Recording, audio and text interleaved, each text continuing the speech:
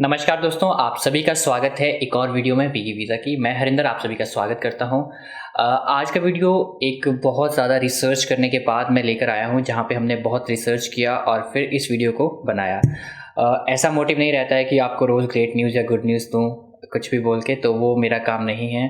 तो मैं आपको ये बताना चाहता हूँ कि क्या एनालिटिक्स है, किन चीज़ों को फिगर आउट करके मैं इस कंक्लूजन पे आया हूँ। मैं एक काम कर देता हूँ, इस वीडियो में मैं टाइम स्टैम्प्स लगा देता हूँ, तो आप एग्जैक्टली अपने टाइम स्टैम्प पे जाके अपनी प्रोफाइल के अकॉर्डिंग देख सकते हो। तो आज का जो टॉपिक है वो ये है कि how to find relevant course in Canada. मैं स्पेशली कनाडा की बात करूँगा, ऑस्ट्रेलिया एंड यूके की बात अभी नहीं करूँगा। सबसे ज़्यादा कन्फ्यूजन कब होता है कि जब हम कोर्स चूज़ करने जाते हैं।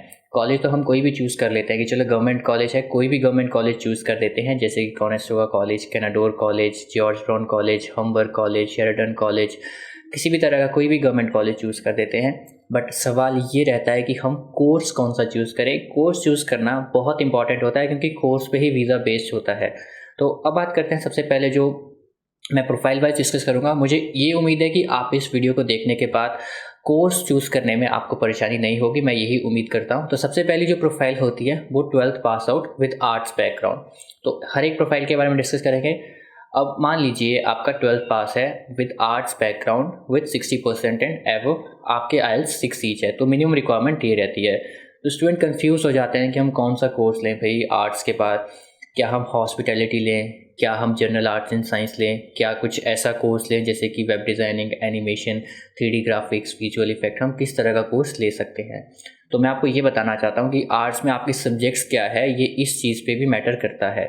अगर आपके आर्ट्स में मान लीजिए सब्जेक्ट्स अच्छे नहीं हैं, आपके पास सोशियोलॉजी, साइकोलॉजी एंड कुछ physical education, drawing and painting, कुछ इस तरह के अगर आपने सब्जेक्ट्स पढ़े हैं अपने 12th स्टैंडर्ड में, तो उसके बाद आपको जो कोर्स है वो बहुत बेसिक लेना होता है। आप इसके बाद हॉस्पिटैलिटी जैसे कोर्स में ना ऑप्ट करें, एज लॉन्ग एज आपका आइल्स बहुत अच्छा हो, लाइक 7 एंड 7.5, क्योंकि हॉस्पिटैलिटी में अच्छी कम्युनिकेशन स्किल्स और बिजनेस का नॉलेज होना थोड़ा सा ज़रूरी माना जाता है। क्योंकि जब हम मॉड्यूल्स देखते हैं कोर्स के, तो उसमें हर एक चीज़ मेंशन रहती है कि इस कोर्स में आप क्या पढ़ने जा रहे हो।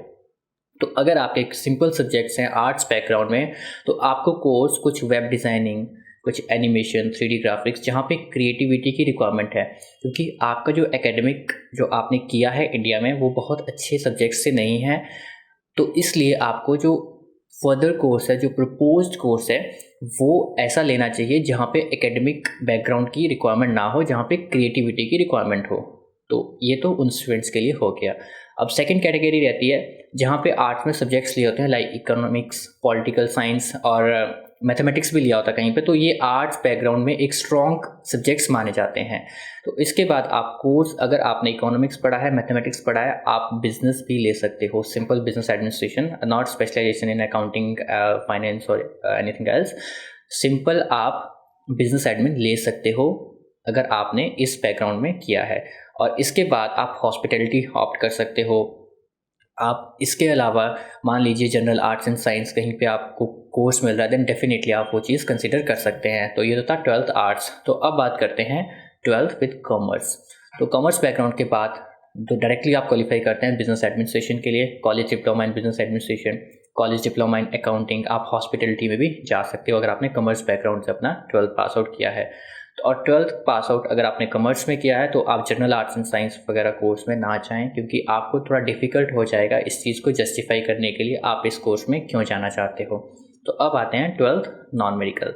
अब नॉन मेडिकल वालों का सबसे ज़्यादा कन्फ्यूजन होता है कि भाई हमने तो फिजिक्स, केमिस्ट्री एंड मैथमेटिक्स पढ़ा है, तो ये पढ़ने के बाद हम कैसे कंप्यूटर साइंस के लिए एलिजिबल करते हैं। मैं आपको ये बताना चाहता हूँ कि जब भी हम कोई टेक्निकल बैकग्राउंड की बात करते हैं, टेक्निकल में कंप्यूटर से रिलेटेड भी आता है, इंजीनियरिंग में मैकेनिकल, सिविल या आईटी, इस कंप्यूटर साइंस, इन सब चीज़ों से रिलेटेड चीज़ें होती हैं। तो अगर आपने फिजिक्स, केमिस्ट्री एंड मैथमेटिक्स पढ़ा है, आप डायरेक्टली क्वालिफाई करते हैं कोई प्रोग्राम के लिए कंप्यूटर से रिलेटेड, जैसे कि प्रोग्रामिंग, नेटवर्किंग, सॉफ्टवेयर इंजीनियरिंग, तो ये सब प्रोग्राम्स के लिए आप क्वालिफाई डायरेक्ट करते हैं। इस चीज़ को एसओपी में जस्टिफाई करना पड़ेगा, स्टेटमेंट ऑफ पर्पस में। और सबसे बड़ी बात, इसमें कंप्यूटर साइंस सब्जेक्ट का होना रिक्वायरमेंट नहीं है, क्योंकि कॉलेज भी आपको बहुत आराम से एडमिशन देता है फिजिक्स, केमिस्ट्री एंड मैथमेटिक्स के बेसिस पे। तो इसलिए बिल्कुल इसमें घबराने की बात नहीं है।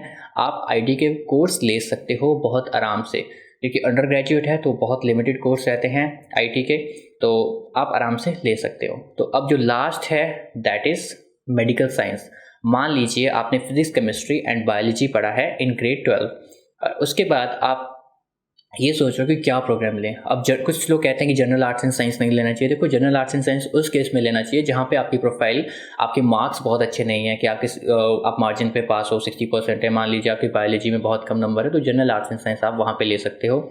बट अगर आपके नंबर्स अच्छे हैं, आपके 70 एंड 75% नंबर हैं, पंजाब बोर्ड हो चाहे कोई भी बोर्ड हो, CBSE बोर्ड या कोई भी स्टेट बोर्ड हो, तो उस केस में आपका कोई प्रॉब्लम नहीं है, आप कोर्स ले सकते हो। आप फार्मेसी से रिलेटेड ले सकते हो, आप हेल्थ केयर एडमिन से ले सकते हो, और इससे रिलेटेड आप कोई भी कोर्स ले सकते हो जो मेडिकल साइंस से होता है। और सबसे ज़्यादा प्रॉब्लम जनरली आता है जिन स्टूडेंट्स ने आर्ट्स पढ़ा होता है या कॉमर्स पढ़ा होता है।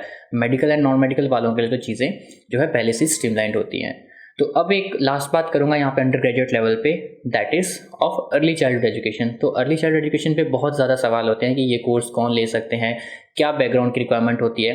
तो मैं बता दूं, इस कोर्स के लिए सबसे पहली रिक्वायरमेंट है कि जो क्लाइंट हो, जो कैंडिडेट हो, वो फीमेल हो या गर्ल कैंडिडेट हो। और दूसरी रिक्वायरमेंट ये है कि आपके पास साइकोलॉजी, फिजिकल एजुकेशन, कुछ ऐसे ऐसे सब्जेक्ट्स होने चाहिए। और इसके लिए बैकग्राउंड स्पेसिफाइड नहीं है कि आपका चाहे मेडिकल हो, आपका चाहे आर्ट्स हो। आर्ट्स और मेडिकल दोनों बैकग्राउंड पे इस कोर्स को ले सकते हो। तो ये तो हो गया अंडर ग्रेजुएट लेवल पे जिन्होंने 12th किया है। तो अब बात करते हैं उन स्टूडेंट्स की जिन्होंने बैचलर्स किया है। तो बैचलर्स में सबसे पहले होता है BA, बैचलर इन आर्ट्स। अब BA करने के बाद अगर स्टूडेंट का कोई वर्क एक्सपीरियंस है, मान लीजिए किसी ने BA किया है सिंपल सब्जेक्ट्स के साथ में 2017 में, और उसके बाद 2021-22 तक कंटिन्यूसली जॉब कर रहे हैं, और उसके बाद स्टूडेंट का माइंडसेट है कि अब मैं कौन सा कोर्स लूँ, मेरी क्वालिफिकेशन तो BA है, अब BA के बाद कौन सा कोर्स बनेगा, कैसे होगा, क्या होगा। मैं बताना चाहता हूँ कि अगर आपने BA किया है उसको भूल जाइए। जस्ट आपका अगर जेन्युइन वर्क एक्सपीरियंस है, आप उसके बेसिस पे कोई भी प्रोग्राम ले सकते हो, जैसे कि human resource management, GBM global business management, IBM international business management, और किसी भी तरीके का मैनेजमेंट प्रोग्राम आप ले सकते हो। बस कोई प्रोग्राम आपका टेक्निकल नहीं होना चाहिए, जैसे कि प्रोजेक्ट मैनेजमेंट एंड ऑल, वो चीज़ आप नहीं ले सकते हो। BA बैकग्राउंड जैसे आपका होता है तो उसके बाद आप ये प्रोग्राम्स ले सकते हो। अब दूसरा सवाल है, मान लीजिए आप रिसेंट पास आउट हैं, आप 2021 पास आउट है, आपका BA, आपके पास सब्जेक्ट्स हैं, 2 लैंग्वेज सब्जेक्ट होते हैं, जैसे इंग्लिश एंड पंजाबी या हिंदी होता है। और उसके बाद मान लीजिए आपके सब्जेक्ट बहुत इजी हैं, जैसे कि फिजिकल एजुकेशन है आपके पास, एंड सोशियोलॉजी, साइकोलॉजी, कुछ इस तरीके के आपके पास जो है सब्जेक्ट्स हैं। तो इस केस में हमारे पास क्या ऑप्शन बनता है, बहुत कन्फ्यूजन होता है स्टूडेंट का कि इसके बाद सर क्या प्रोग्राम लें। तो इसके बाद मैं बताना चाहता हूँ कि आप प्रोग्राम ले सकते हो, जैसे कि बिजनेस से रिलेटेड आप प्रोग्राम ले सकते हो।